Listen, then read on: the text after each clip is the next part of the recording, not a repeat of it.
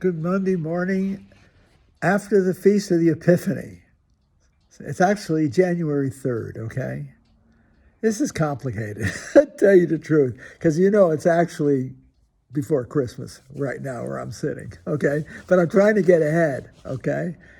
And I had to get the right texts. See? Since they moved the Epiphany from the feast from January 6th to the last Sunday, I guess it is. It's the first Sunday in January. I guess I don't know what I'm doing. Okay, and any of this stuff, but all I know is I looked it up on my iPhone, and I got the text. And so the text today, I'll tell you what it is. It's all week long, and it's all from the first letter of John. It's really powerful readings on God is love and the love of God. But you see, what's so interesting about the Feast of the Epiphany, which we're following, okay? These are, this whole week is reflective of the Feast of the Epiphany. It's supposed to bring it out. And then the Epiphany is the revelation of God to the Gentiles, the three kings, okay?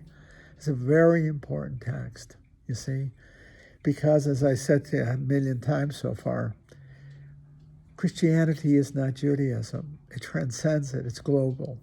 And right in the early going of the text, you see elements of that very powerfully brought out. The three kings are a perfect example.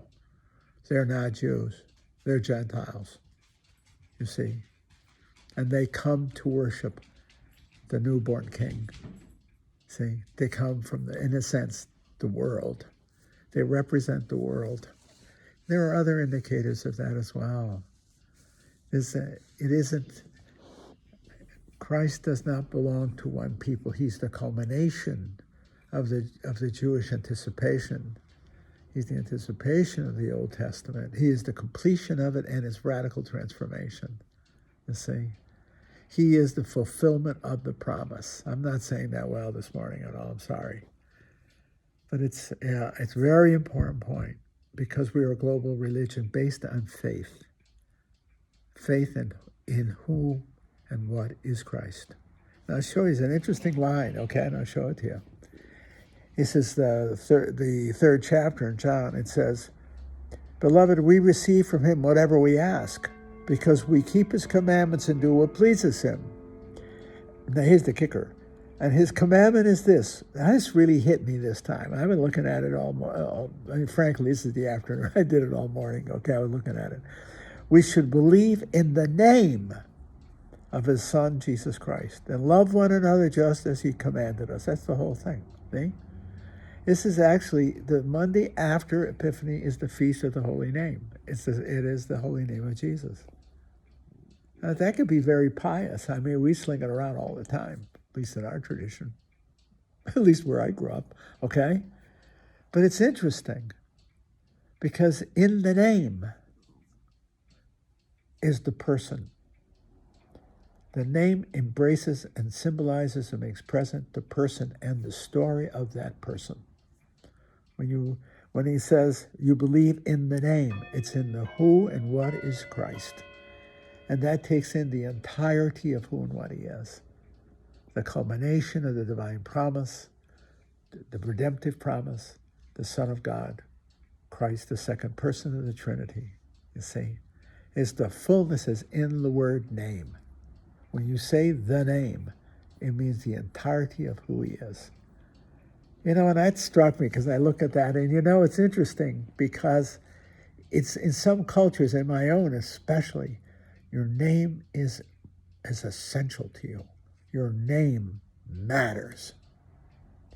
Both your first and your last name. Your first name because you are normally, in my tradition, my culture, you are named after somebody. I was named after my father. My father's name was Tarquinio Raymond, but they thought it would be too bad for me in this country to be called Tarquinio. So they flipped it, and they said, Raymond Tarquinio is my baptismal name. My religious name is Theodore. I chose that name, but I chose it for a significant reason. Theodore Foley was the general of the order, and one of the greatest men in the history of our province. And I was suggested by a great man, said, Ray, why don't you take the name Theodore? And I have honored that name since. I take great, great pride in my name Theodore, because it's Foley Oh, he's up for canonization, actually. That's a true story. That is a true story. There's only three of us, Theodore Foley, Theodore Walsh, and me. And Theodore Walsh was a Philippine missionary. Yeah. I take it very serious, the Theodores, the three Theodores, you see. I take my name, my baptismal name, very seriously. Raymond Tarquinio. I am by my name, who my name signifies, and my last name, Vitali. I don't like if somebody misspells it. I mean it. Because you attach an honor to your name. Okay? Because it's who we are. It's who I am, who we are. Who we are. Not what we are. Who we are.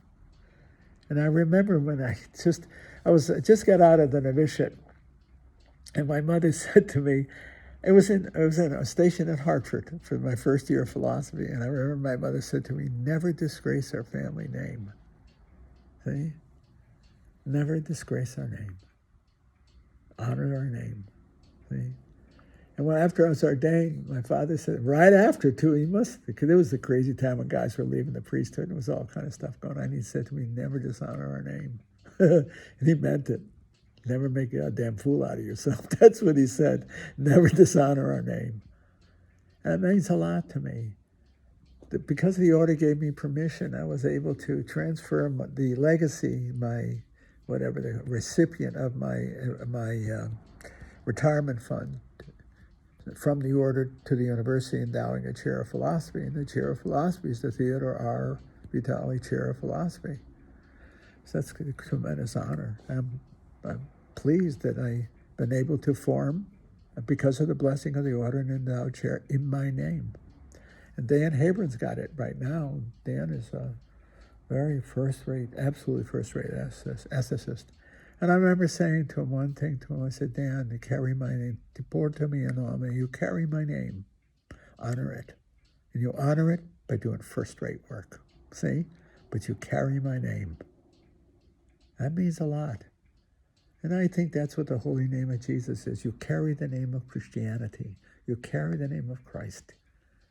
And believing in his name is to commit oneself to whom and what he is, and therefore into the Christian body, the church, and therefore to honor it with love. When he says keeping the commandments, he didn't mean it in some canonical sense. He meant it through the intimacy of love itself. I mean that too. Christ never gives us commandments like you get from the Decalogue or something like.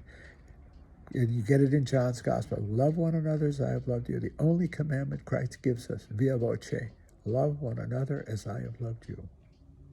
Right?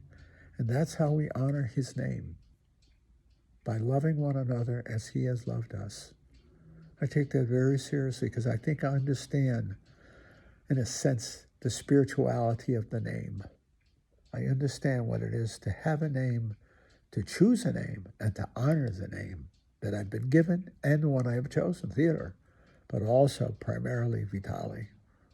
I am my father's and mother's son. I am heir to their line, to theirs that went for centuries before. I am a Vitali. Let's see? But I'm also a Theodore Raymond Tarquinio. That's my uniqueness. And I hope I have brought honor to it. You see, by serving the God I believe in the church in whom I believe, within whom I believe, the body of Christ, you see.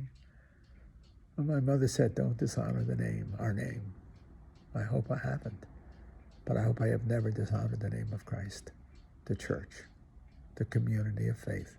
I hope I have loved God well I hope I have loved him well, in Christ, through Christ, in the church, for all those whom he has given me. I mean that. That's to honor his name. That is to believe in him.